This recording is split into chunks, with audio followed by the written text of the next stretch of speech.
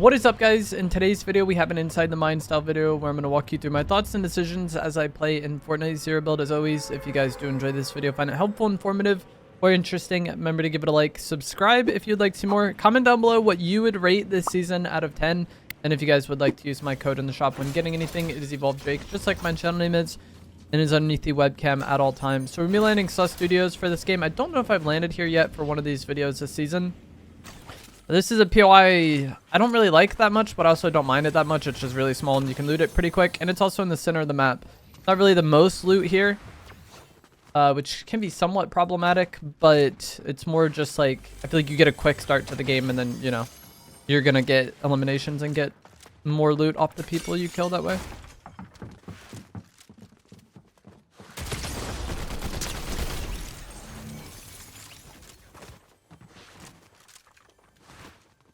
This is an AI, I think. The first one wasn't, but we just had right shoulder peek on him, so what the heck? I did not mean to get abducted by that. Maybe it's not a drone. He got abducted by it now. Yeah, it's definitely not. Should be the kill here, though. Okay. But yeah, the first guy we just had right shoulder peek on, and so it's hard for him to win that fight if I hit my shot decently well, and I did. This also was a blue POI this game, so there should be a lot of rare chests here, but the problem with that is there's not that many chests at this POI to begin with, so having a better chance of getting rare chests is not the biggest deal here, I think. Luckily we did get a pizza, which is my favorite healing item. There is one on the hill nearby though, and so even if I didn't get this pizza item, I would have been able to get pizza here, which is one of the nicer things about this place, I guess. The pizza on the other side of that building, like on the hill. There's a little pizza shop that you can grab slices from. I think some people do like land on there. With this place not having a lot of loot, one problem you would potentially run into would be the lack of mobility. Just because like typically if you don't get very much loot, you're not going to get mobility. That's kind of the way it goes, for your like chances of getting it are lessened. But that's not the biggest deal right now because the rivalry boards are in the game. So I'm going to be able to buy gloves if I need it. I could probably buy overdrive nades. There's like a chance for them to be sold. Yeah, I'll just go ahead and buy it. And the season's about to end, so I don't care too much about wasting 100 coins on these mythic gloves. Unfortunately, there's no Thunderburst SMGs in there, which is what I would have really liked. Even with the Twin Mag SMG getting a buff on its mag size recently, it still is not really something I want to use at all. One of the main things I love about the burst is just the incredible hipfire accuracy for how this season plays. I think that's really, really helpful. And the Twin Mag SMG does not have that.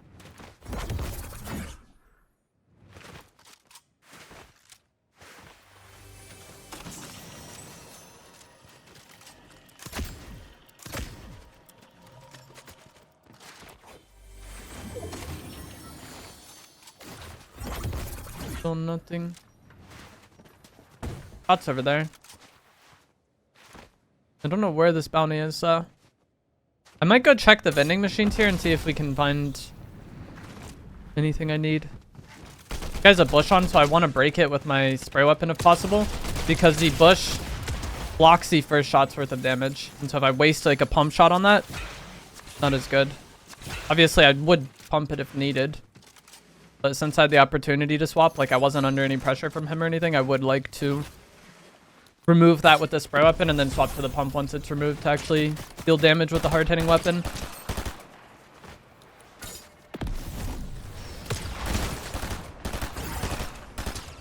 This is bad.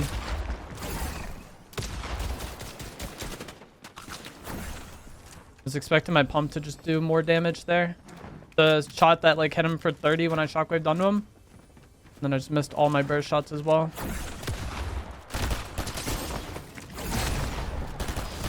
Dang. Alright. That was an awkward fight. I was surprised he uppercutted me there. I thought I was out of range for sure. The aim was a struggle there. I think I'll take this chaos.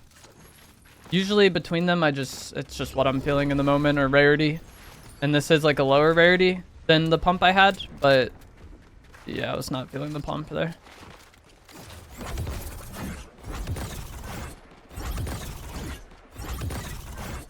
Maybe I can finally find this bounty.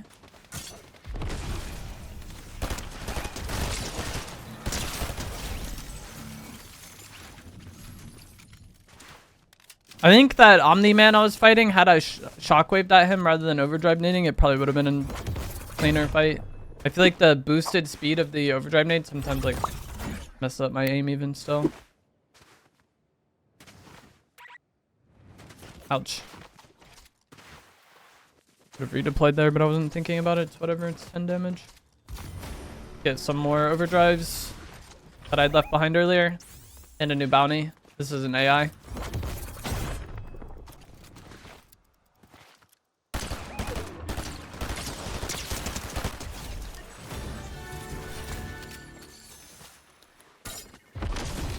Oh, I could get an extra slice of pizza too.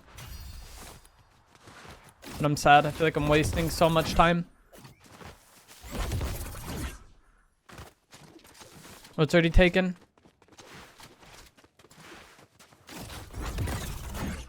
Like someone took all the slices from that shack off the rip.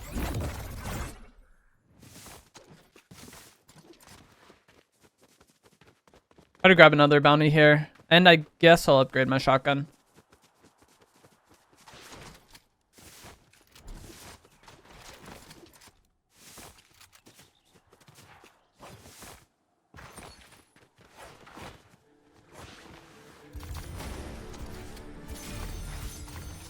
I got the gold chaos. Bounty's nearby. People fighting down there as well. Kind of care more about third partying this, I think. But it isn't going the way I would like, honestly. Like this fight doesn't seem like one that was really committed to. I have to use so much mobility just to get to it. I thought they were gonna be like fighting underneath me. This guy might be trying to go get the slurp truck. Yeah, he is. Getting shot by somebody else too, though. He gets it, but I'm gonna be able to get some damage on him. The thing shooting him in the left is an AI, I'm pretty sure. Just the way they're shooting and moving. Nice.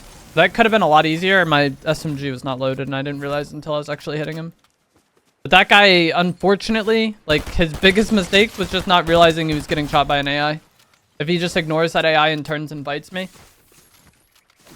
he has a much better chance of surviving than just trying to walk away from me there. And I don't know. I feel like if you play the game enough, you can just tell when people are AIs. When they like the way the bots shoot their guns is not how people shoot their guns. The way they move is not how people move. Very different. People over here fighting. They killed my bounty.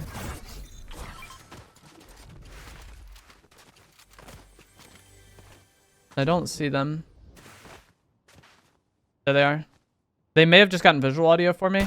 They like, okay. I was gonna say they likely could have, because I'm getting it on them.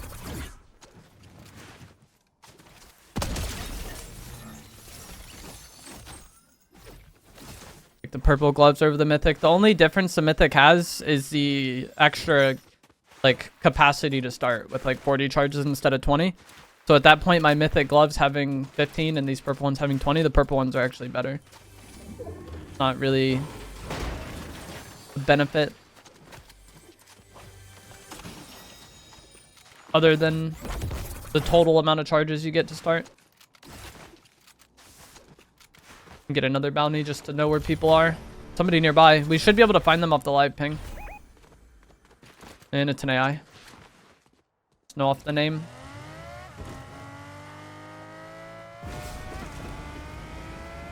Kill them and then go back to where Genji is and get another one. Want to have them as often as I can in the end game just to have somebody marked. Because at this point, okay, someone else got it. That's what I was gonna say. At this point, there's only 3 other people left. So like knowing where one of them is actually a huge deal. The easiest way to lose the game is just by getting caught off guard by somebody.